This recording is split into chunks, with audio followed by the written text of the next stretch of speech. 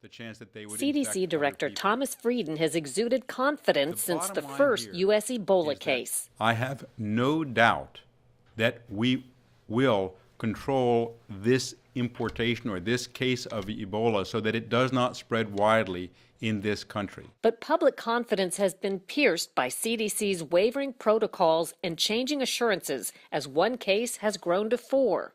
What are the list of the mistakes that you've seen that we need to learn from?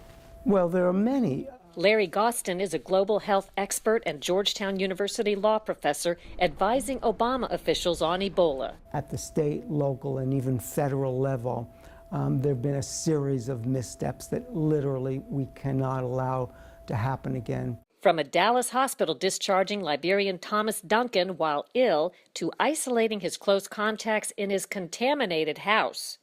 Gostin also points to an ill-prepared healthcare system that allowed infection of 2 nurses. And then, of course, one of the nurses who did contract Ebola virus disease boarded an airplane.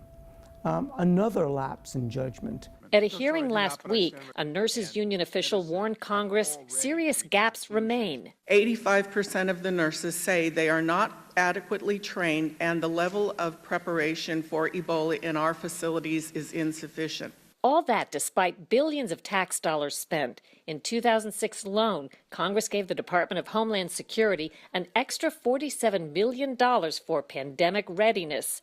But a new audit found the agency didn't know what equipment it had, where it was stored, or if it even worked. Nearly all of the TSA's 200,000 respirators are expired. In fact, the department believes that their entire stockpile of personal protective equipment will not be usable after 2015.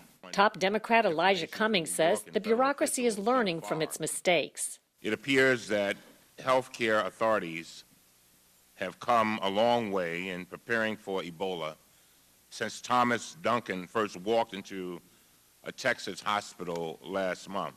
Gostin says the CDC must improve the patchwork response in U.S. cities and states that have no experience in dealing with such a virulent and lethal virus. Investigating Washington, I'm Cheryl Atkinson reporting.